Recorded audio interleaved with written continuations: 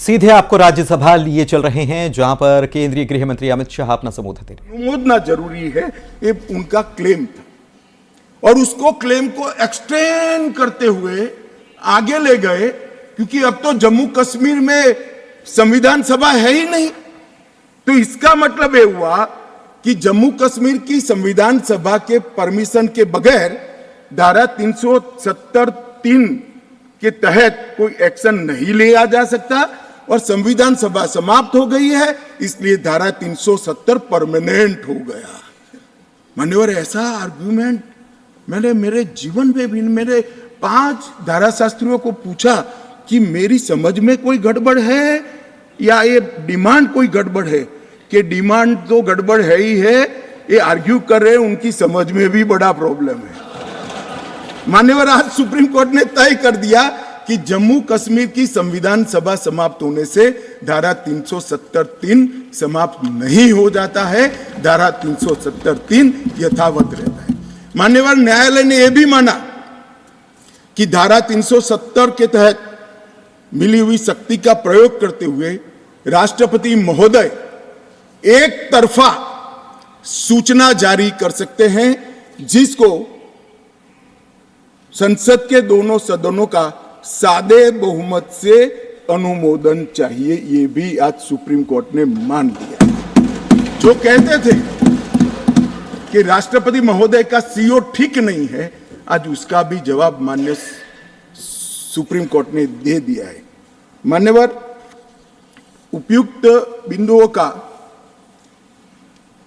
CO 272 पर कोई प्रभाव नहीं है, यह भी सिद्ध करते हुए अनुच्छेद 371(d) के तहत राष्ट्रपति द्वारा शक्ति का प्रयोग दुर्भावनापूर्ण नहीं है, उसको भी सुप्रीम कोर्ट ने होल्ड कर दिया है। मान्यवर, सुप्रीम कोर्ट ने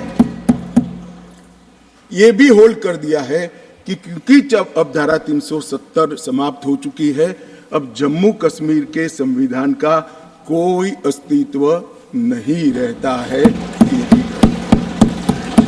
मान्यवर, न्यायालय ने चुनाव कराने के लिए भी चुनाव आयोग को निर्देश करे। मान्यवर, बहुत सारे लोग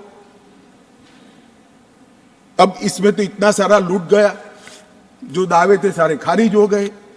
तो एक पूंछ पकड़कर मैंने बाइट देखा करते हैं, क्या पूंछ पकड़ते हैं कि चुनाव आयोग ने ऑर्डर कर दिया। अरे भाई, क्या ऑर्डर करा? मैंने स्वयं कहा है कि हम चुनाव कराएंगे, इसमें कौन सी बड़ी बात है? इसी सदन में कहा है, लोकसभा में करा है, एज अ गृह मंत्री ऑन रिकॉर्ड करा है। उन्होंने कहा कि भाई राज्य का स्टेटस वापिस देंगे, तो ये भी मैंने कहा है कि अप्रोप्रिएट टाइम पर राज्य का स्टेटस हम वापिस देंगे। और सुप्रीम कोर्ट ने भी ये जो कहा है, उसमें मेरे सदन में के बयान को और सॉलिसिटर जनरल के सुप्रीम कोर्ट के सामने बयान को कोट करते हुए कहा है। अब मुझे कोई समझाए इसमें विजय कहां से हुई है? घोर पराजय में विजय कैसे ढूंढना, इसकी कला कोई आप लोगों से सीख ले साहब। इतने बड़े घोर पराजय विजय कैसे ढूंढना, इसका कोई अभ्यास वर्ग साहब रखना चाहिए साथ में। ये बहुत बड़ी कला है। मैं तो आज अगर उनके जैसे मेरे विचार होते तो ये सुप्रीम कोर्ट के जजमेंट को देखकर डिप्रेशन के मारे 1 महीना सदन में ना आता, मगर ये तो प्रेस कर रहे हैं। और कांग्रेस पार्टी ने आज प्रेस करी मान्यवर, और प्रेस में क्या किया, कहा कांग्रेस पार्टी ने? कांग्रेस पार्टी ने ये कहा मान्यवर कि ये जजमेंट आने के बाद भी हम मानते हैं कि धारा 370 को गलत तरीके से हटाया गया है।